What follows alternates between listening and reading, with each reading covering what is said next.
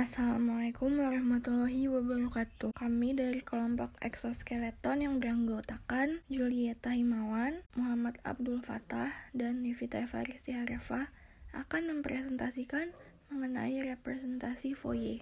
Sinyal sendiri dalam domain waktu direpresentasikan dalam bentuk tegangan atau arus dalam fungsi waktu. Sebagai aplikasinya, dalam telekomunikasi, hal yang lebih penting adalah dalam mengetahui frekuensi kerja dari suatu sistem.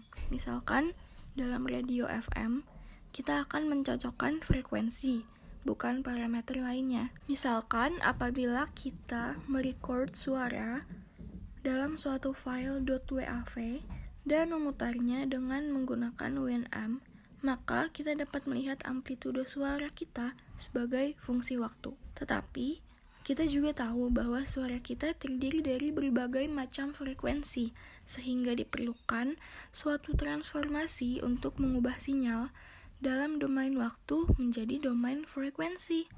Dalam domain frekuensi, sinyal direpresentasikan dalam bentuk magnitudo dan fasa dalam fungsi frekuensi. Transformasi yang digunakan untuk mengubah suatu sinyal dalam domain waktu menjadi domain frekuensi sendiri disebut dengan representasi Fourier. Representasi Fourier sendiri terdiri dari 4 macam. Untuk sinyal periodik kontinu, ada Fourier series atau yang biasa disebut deret Fourier. Untuk sinyal discrete periodik, ada discrete time Fourier series, DTFS, atau yang sering disebut dengan discrete Fourier transform atau DTF. Kemudian untuk sinyal kontinu yang non-periodik ada Fourier transform atau transformasi Fourier. Dan terakhir untuk sinyal discrete non-periodik ada discrete time Fourier transform atau DTFT, yaitu transformasi Fourier waktu discrete. Pertama, kita masuk ke Fourier series atau deret Fourier. Deret Fourier ini digunakan untuk mentransformasi sinyal kontinu yang periodik, seperti yang telah dijelaskan di awal tadi. Misalkan, sinyal memiliki periode dasar T dan frekuensi dasar omega 0 sama dengan 2pi per T. Maka, Fourier series-nya ditunjukkan dengan rumus berikut, yaitu XK sama dengan 1 per periode integral 0 hingga T XT E pangkat minus JK omega 0 T dt. Kemudian untuk mengembalikan atau menginverse Fourier series ini digunakan rumus inverse Fourier series atau IFS, yaitu XT sama dengan sigma K sama dengan minus tak hingga sampai tak hingga XK eksponensial JK omega 0 kali T. Jadi notasi ini menunjukkan apabila XT ditransformasikan dengan Fourier series akan menjadi XK, dan apabila di-inverse Fourier series maka akan kembali menjadi XT. Kita langsung masuk ke contoh soalnya. Misalkan kita diberikan gambar sinyal kotak periodik dengan periode T. Dan tentukanlah Fourier series untuk sinyal berikut. Maka langkah pertama yang kita lakukan adalah memasukkannya ke dalam rumus Fourier series tadi hingga menjadi XK sama dengan 1 per T integral minus T per 2 hingga T per 2 XT eksponensial pangkat minus JK omega 0 T dt. Karena pada gambar sinyal di soal kita tahu XT-nya sama dengan 1, maka kita masukkan ke rumusnya hingga menjadi 1 per T integral minus T per 2 hingga T per 2 eksponensial pangkat J minus JK omega 0 T dt. Kemudian kita akan mencari solusi untuk K tidak sama dengan 0 dan K sama dengan 0. Pertama, untuk K tidak sama dengan 0, langsung kita integralkan saja terhadap T menjadi minus 1 per T besar JK omega 0 kali E pangkat minus JK omega 0 T minus T0 hingga T0 jadi sama dengan 2 per TK omega 0 kali E pangkat JK omega 0 T0 kurangi E pangkat minus JK omega 0 T0 per 2J. Kemudian, karena berdasarkan hukum Euler, sin theta sama dengan 1 per 2J kali E pangkat theta minus E pangkat min theta, dapat kita ubah XK tadi menjadi 2 sin K omega 0 T0 per TK omega 0. Itu adalah solusi untuk K tidak sama dengan 0. Sekarang kita cari untuk K sama dengan 0, maka X0 sama dengan 1 per T integral minus T0 hingga T0 dt. Langsung saja menjadi 2T0 per T. Tadi kita mengerjakan solusinya dengan cara memisahkan perhitungan K sama dengan 0 dan K tidak sama dengan 0. Namun ada solusi yang lebih mudah dan lebih singkat, yaitu dengan limit K mendekati 0, 2 sin K omega 0 T0 per TK omega 0 sama dengan 2T0 per T. Solusi untuk persoalan di atas menjadi sederhana, menjadi XK sama dengan 2 sin K omega 0 T0 per TK omega 0. Karena omega 0 sama dengan 2pi per T, maka XK menjadi 2 sin K 2pi T0 per T dibagi K 2pi. Karena sin CX sama dengan sin PX per PX, maka dari itu XK menjadi T2 sin K2pi T0 per T dibagi T0 K2pi T0 per T sama dengan 2T per T0 sin C K2T0 per T. Maka plot grafik untuk XK untuk nilai T0 per T sama dengan 1 per 4 dan T0 per T sama dengan 1 per 16 ditunjukkan oleh gambar di sini.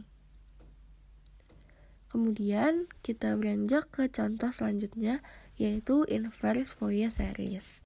Diketahui deret Fourier XK sama dengan 1 per 2 pangkat mutlak K kali E pangkat JK pi per 20 dan T sama dengan 20. Nilai frekuensinya diketahui omega 0 sama dengan 2pi per T sama dengan 2pi per 2 menjadi pi. Langsung saja kita kerjakan dengan rumus yang telah dijelaskan di awal tadi.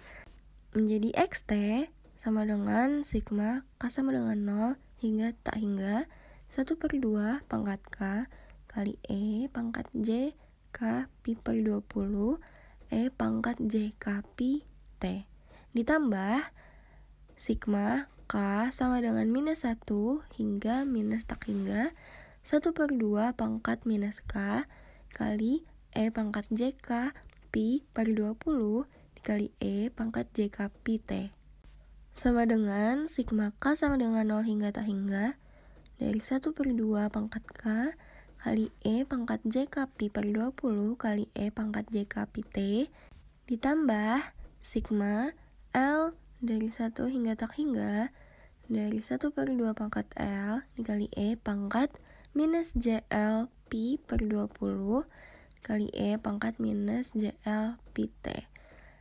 Dan L tersebut merupakan permisalan dari minus K. Deret ini merupakan deret geometri. Suku kedua akan dievaluasi dimulai dari L sama dengan 0 hingga L sama dengan tak hingga. Dan karena suku kedua tersebut dimulai dari L sama dengan 1, maka kita harus mengurangkan dengan hasil L sama dengan 0. Menjadi XT sama dengan 1 per 1 kurang 1 per 2 kali E pangkat J dalam kurung pi T tambah pi per 20 ditambah 1 per 1 min setengah E pangkat minus J kali pi T tambah pi per 20 dikurangi 1. Dan XT menjadi 3 per 5 kurangi 4 cos pi T tambah pi per 20. Selain soal-soal yang telah kita jelaskan sebelumnya, yaitu mengenai bentuk eksponensial, ada juga bentuk lain yaitu bentuk trigonometrik. Dengan rumus XT sama dengan B0 tambah sigma K sama dengan 1 hingga tak hingga kali B K cos K omega 0 T tambah AK sin K omega 0 T. Dengan koefisien Fs adalah B0 sama dengan 1 per T integral 0 hingga T x T dt, dan BK-nya 2 per T integral 0 hingga T x T cos ke omega 0 T dt, dan AK sama dengan 2 per T integral 0 hingga T x T sin K omega 0 T dt. Hubungan antara koefisien Fs trigonometrik dan eksponensial adalah BK sama dengan XK tambah X min K, dan AK sama dengan J dikali XK min X min K. Jadi plot-plot yang dapat dilihat di sini adalah representasi dari contoh soal sebelumnya, di mana ini masih grafiknya masih dalam domain waktu.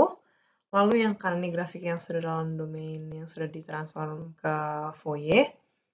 Yang paling bawah ini adalah diagram dari fasanya. Nah, selanjutnya kita akan bahas tentang Discrete Time Fourier Transform atau DTFT yang digunakan untuk transformasi sinyal waktu discrete non-periodik. DTFT didefinisikan oleh X E pangkat J omega sama dengan sigma dari min tak hingga sampai tak hingga Xn E pangkat min J omega N. Di sini kita dapat melihat bahwa karena ini discrete, sifatnya discrete, jadi berbeda seperti yang sebelumnya dijelaskan. Pada slide sebelumnya sudah disebutkan pakai T, di sini kita pakai N karena kita pakai discrete, jadi hanya di bilangan yang integer-integernya saja. Bisa juga lihat di sini dari min tak hingga sampai tak hingga, berarti di semua interval yang ada. Secara umum, nilai dari DTFT itu bilangan kompleks. Seperti kita tahu, bilangan kompleks itu dipecah biasa dari X plus Y, itu notasi yang kita familiar.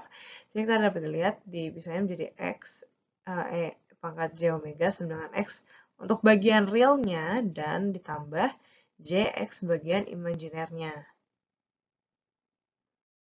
Selanjutnya, persamaan tadi juga dapat ditulis dalam bentuk polar, yaitu X pangkat J omega sama dengan magnitudo atau amplitudo dari X pangkat J omega pangkat J theta omega, di mana di sini rumusnya adalah seperti biasa yang akar dari komponen real kuadrat ditambah komponen imajiner dikuadratkan. Dan θ-nya ini adalah seperti biasa ini arcus tangen atau tan min 1.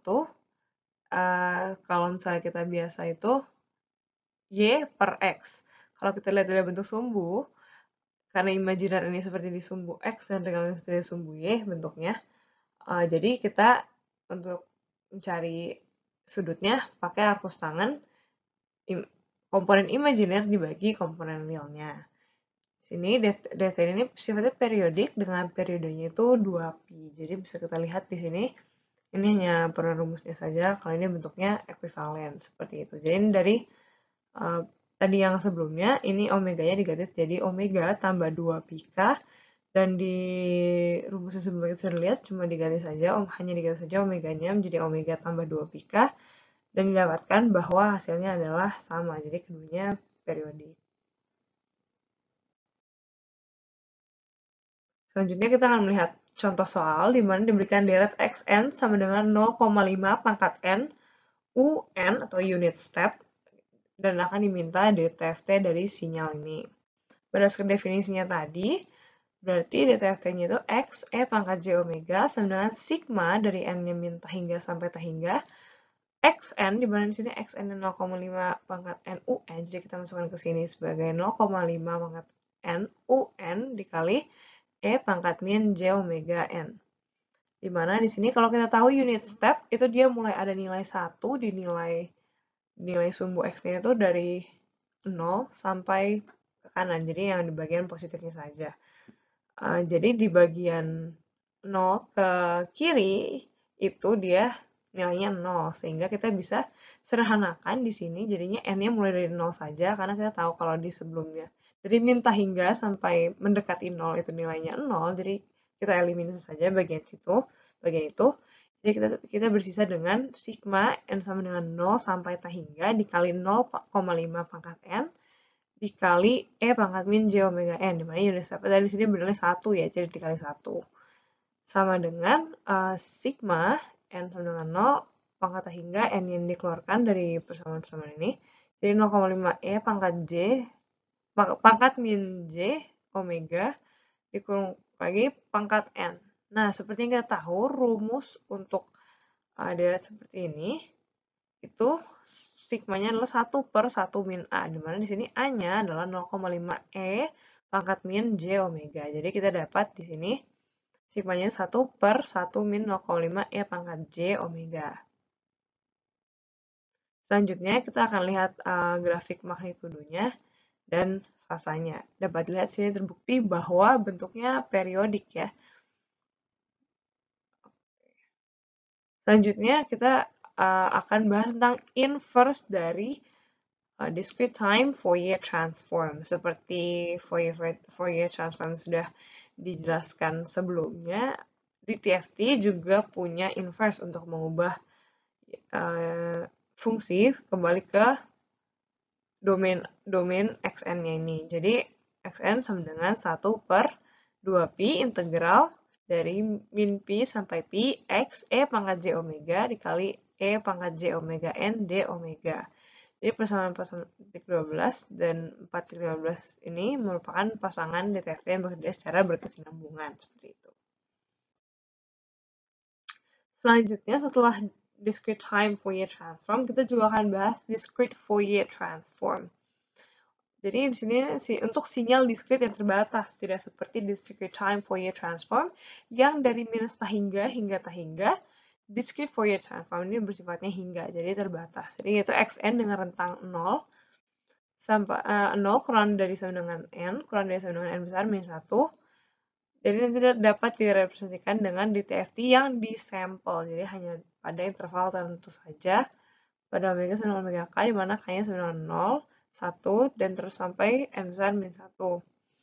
Dimana ini kalau bisa dilihat di sini fungsinya itu seperti xk sama dengan x e pangkat j omega dengan batas omega sama dengan 2pi k per n besar sama dengan sigma dari n sama dengan 0 sampai n min 1 xn e pangkat min 2pi kn bagian besar dengan k-nya seperti yang kita tahu ini k-nya 0, 1 sampai n min 1. Selanjutnya dikatakan bahwa DFT digunakan untuk sinyal diskrit periodik. Tapi persamaan sebelumnya yang kita lihat ini tidak mencirikan periodisitas. Jadi, kalau kita menghitung DFT, n titik, ini n besar tersebut, maka diasumsikan periodenya adalah n besar ini. Atau dengan kata lain, DTFT disampling dengan periode n. Dengan contoh ini, sinyal XN 1357 dilakukan DFT 4 titik. Maka sinyal tersebut diasumsikan periode dengan periode 4. Bisa lihat di sini, bentuknya akan seperti ini. Nah, bagaimana sinyal tersebut jika dilakukan DFT 8 titik?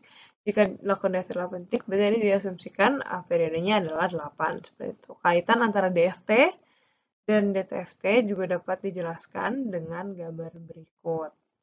Bisa lihat di sini, kalau misalnya DTFT itu inputnya discrete, tapi outputnya dalam bentuk continuous. Sedangkan untuk discrete Fourier transform atau DFT ini, baik input maupun outputnya keduanya adalah discrete. Jadi bisa dilihat ya di sini bentuknya kurang lebih seperti ini. Lalu selanjutnya tidak lengkap jika tidak ada inverse-nya. Jadi inverse dari discrete Fourier transform dapat dinyatakan sebagai xn sama dengan 1 per n besar sigma dari k sama dengan 0 sampai n min 1 xk e pangkat j 2pi nk dibagi n besar. Hasil dari DFT seperti bilangan kompleks, jadi punya amplitudo dan sudut fasenya. Ingat, ini notasi untuk bilangan kompleks, Z sama dengan A plus J B. Dimana ini amplitudonya sama dengan akar dari A kuadrat plus B kuadrat, komponen real kuadrat tambah komponen imajinari kuadrat diakarin seperti biasa, dan sudut fasenya ini arcus tangan atau tan min 1 dari B per A atau imajiner dibagi realnya. Selanjutnya kita akan bahas sedikit tentang contoh dalam untuk discrete Fourier transform. Misalnya kita akan mendefte dari 1,0,0,1 dengan periode n besarnya sama dengan 4. Jadi persamaan sebelumnya dapat tulis xk sama dengan sigma dari n sama dengan 0 sampai 3, karena tadi n-nya 4, maka tadi di batas akhirnya ini n min 1, jadi dimana 4 min 1 adalah 3, kali xn, E pangkat min J 2Pi NK dibagi 4. Sini kita coret 2 dan 4-nya jadi per 2 saja. Jadinya sigma dari N sama dengan 0 sampai 3. Xn E pangkat min J Pi NK dibagi 2. Nah, kita pertama coba dulu dengan memasukkan K-nya sama dengan 0. Jadi dalam X0 ini didapat sigma N sama dengan 0 sampai 3 Xn E pangkat min J N dikali 0. Karena tadi K-nya 0 dibagi 2. Di sini didapat berarti karena yang E-nya ini 0, jadi bisa Xn-nya saja. Jadi X0 tambah X1 tambah X2 tambah X3. Dimana kita dapat dari yang fungsi yang kurung kurawal ini sebelumnya. Kalau X0-nya ini 1, X1-nya ini 0, X2-nya 0, dan X3-nya 1. Jadi tinggal 1 tambah 0 tambah 0 tambah 1 sama dengan 2. Selanjutnya kita akan mencari nilai X1. Dengan rumusnya sama, sigma dari N sama dengan 0 sampai 3, XNE pangkat min J Pi N dikali K-nya di sini 1. Jadi 1 dan dibagi 2. Nah, di sini kita mulai lebih kompleks dari yang X0 tadi.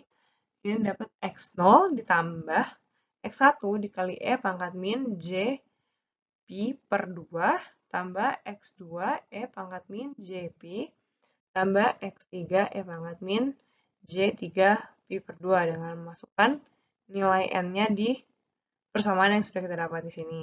Jadi kita dapat pertama sama dengan 1 karena X0-nya ini 1 ditambah 0 dikali E pangkat min J2Pi sesuai dengan yang kita bisa lihat sini karena X1-nya ini 0 ditambah X2 juga 0 berarti 0 dikali E pangkat min J-Pi ditambah karena di sini X3-nya adalah 1 dikali E pangkat min J3Pi per 2. Kita tahu kalau dalam bentuk Euler itu E pangkat min J omega T dapat dibentuk sebagai cos omega T min J sin omega T, di mana di sini T-nya itu Pi, berarti seperti kalau kita anggap seperti E pangkat min J omega Pi sama dengan cos omega Pi min J sin omega Pi. Jadi kita akan buat dalam bentuk seperti itu, karena yang X1 dan X2 0, maka kita abaikan saja, kita langsung lihat ke yang X3 ini. E pangkat min J 3Pi per 2, di mana di sini J ya tetap J, omega ini 3 per 2, dan T-nya itu Pi. Jadi kita akan buat, jadi karena tadi cos omega Pi min J sin omega Pi, jadinya karena omega 3 per 2, jadi satu ini dari yang depan, tambah cos 3Pi per 2 min J sin 3Pi per 2. Setelah dihitung bersama nilainya, kita akan dapat nilai sama dengan 1 plus J untuk di X1 ini.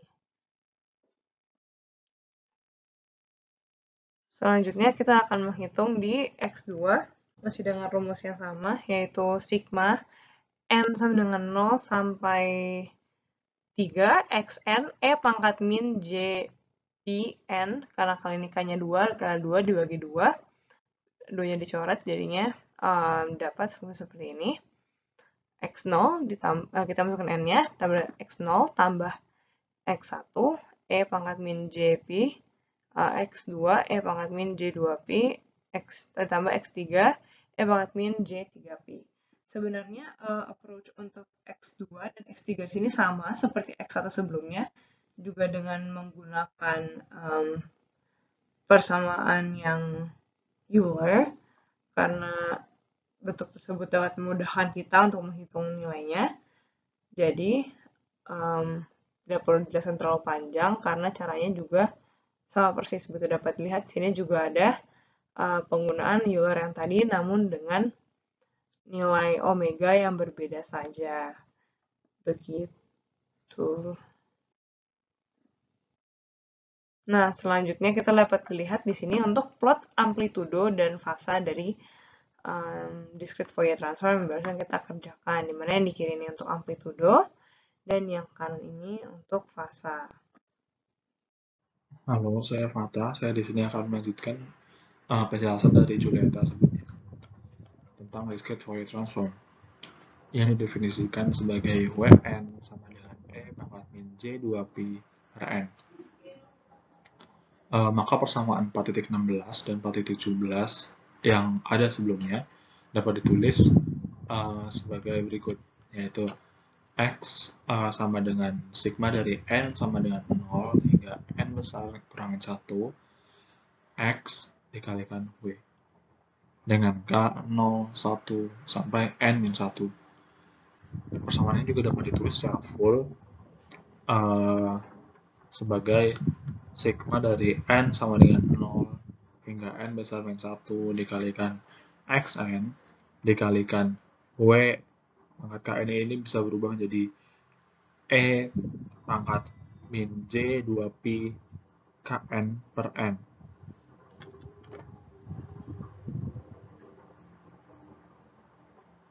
Dari sini.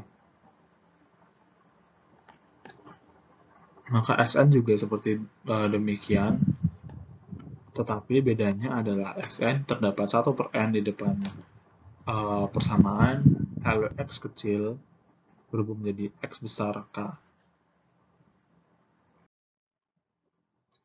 Lalu pada persamaan 4.19 dapat dinyatakan DFT juga dalam bentuk matriks yang disebut van der Moldre matrix, di mana X adalah dn dikalikan X, dengan X sama dengan X0, X1 hingga X N-1 pangkat T. Demikian juga X, X0, X1 hingga X N-1 pangkat T, di mana dn didapatkan adalah sebagai berikut. Begini IDFT yang dapat dinyatakan dalam bentuk matriks. Di sini ada matriks X sama dengan D-1 dikalikan matriks X besar. Dengan matriks D-1 itu sama dengan 1 per N dikalikan ini matriks dari Dn. Sehingga dapat ditulis sebagai berikut. D-1 sama dengan 1 per N dikalikan dari matriks Dn. Ini adalah contoh dari discrete Fourier transform.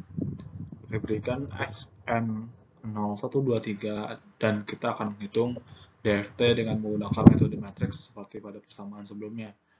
Matriks Dn-nya adalah ini. Karena hasilnya itu adalah maka hasil matriks X-nya adalah sama dengan matriks Dn dikalikan dengan matriks dari Xn. Didapatkan matriks X-nya segini. Lalu dari discrete Fourier transform juga ada pergeseran siklik. Jika suatu sinyal dengan panjang n yang terdefinisi dari 0 kurang dari sama dengan n kecil kurang dari sama dengan n-1 digeser sebanyak n0 sampel, maka sinyal tersebut tidak lagi terdefinisi dalam rentang itu. Perlu didefinisikan dengan suatu cara biarpun digeser sinyalnya masih ada dalam rentang tersebut. Definisi dari pergeseran siklik itu Xcn sama dengan X kalikan n min n0 n, atau Xcn sama dengan X n min 0 pada rentang n0 kurang dari sama dengan n kecil kurang dari sama dengan n-1, dan X n min n0 ditambah n pada rentang 0 kurang dari n kurang dari n0, dengan m-nya itu adalah m modulo. Lalu ini hasil dari pergeseran siklik, contoh dari hasil pergeseran siklik. Ini normalnya, lalu ini digeser.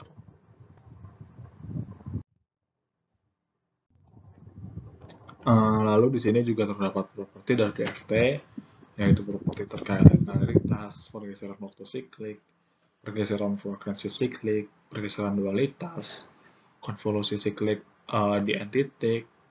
Ini bisa dilihat juga pada contoh 3.12. Terus ada juga modulasi. Itu juga terkait deret sinyal pada n sampel terkait DFT n titik. Bisa dilihat di sini. Lalu sebelumnya itu properti DFT umum. Sedangkan ini adalah properti simetris DFT kompleks. Sama seperti sebelumnya, itu dipengaruhi pada sinyal pada M sampel. Di sini untuk DFT pada N titik. Dengan keterangan bahwa X species N adalah bagian dari konjugat simetris periodik dari S kecil n, juga konjugat antisimetris dari periodik dari X kecil n. Nah, X species K itu juga konjugat simetris periodik dari X besar K dan konjugat antisimetris dari periodik dari X besar K. Lalu di sini ada properti simetris DFT real, di mana sebelumnya itu adalah bilangan kompleks, di sini untuk real. Bisa dilihat sama di sini untuk sinyal pada N sampel, DFT pada N titik. Keterangannya adalah di sini XPE atau XP even adalah bagian dari genap periodik dari XN. Sedangkan di sini ada XP odd adalah bagian ganjil periodik dari XN. Lalu di sini ada konvolusi linear dengan DFT. Konvolusi linear itu dalam domain waktu sama dengan perkalian dalam domain frekuensi. Jika ada dua buah sinyal X yang punya panjang N dan HN yang punya panjang M, maka perlu ditambahkan 0 sehingga panjang kedua sinyal tersebut jadi L M tambah N min 1. Lalu di sini terdapat contoh soal dari konvolusi. Kita akan hitung kembali konvolusi pada contoh 3.10 menggunakan DFT. Karena panjang XN adalah 5 dan panjang HN adalah 4, maka panjang YN itu adalah 5 tambah 4 min 1 atau sama dengan 8. Ini dengan menggunakan rumus yang sebelumnya, di slide sebelumnya. Sinyal XN perlu ditambahkan 0 sebanyak 3 karena panjangnya adalah 8, sedangkan isi panjang dari XN dan HN sebelumnya adalah cuma 5. Itu kenapa ditambahkan 3. Dan sinyal HN perlu ditambahkan 0 sebanyak 4 karena sebelumnya hanya 4 dan panjangnya harusnya ada 8. Lalu kenapa sinyalnya ditambahkan 0 sebanyak 4? Hasilnya bisa dilihat sebagai berikut, yaitu XN sama dengan min 2, 0, 1, min 1, 0, 0, 0. Lalu ada HN 1, 2, 0, min 1, 0, 0, 0, 0. Lalu langsung saja dapat dicari nilainya dengan X terhadap K, X besar terhadap K, sama dengan DFT X terhadap N. Yaitu dapatkan hasilnya seperti demikian. Lalu ada H terhadap K juga, tapi di sini DFT-nya adalah H terhadap N. Lalu dapatkan hasil seperti demikian. Lalu di sini juga ada Y besar terhadap K, tapi di sini ada X besar terhadap K dikali H besar terhadap K. Jadi hasil ini dikalikan dengan hasil ini. Maka didapatkan ini. Maaf ini agak terpotong dengan video saya. Lalu kemudian kita dapat mencari nilai akhir konvolusinya, yaitu menjadi Y kecil terhadap N sama dengan min 2, min 4, 1, 3, 1, 5, 1, min 3. Lalu selanjutnya ada konvolusi siklik juga yang menggunakan DFT dengan cara yang sama persis. Kita akan menghitung kembali konvolusi siklik pada contoh 3.12. Langkah pertama adalah penambahan 0 seperti yang sudah dilakukan.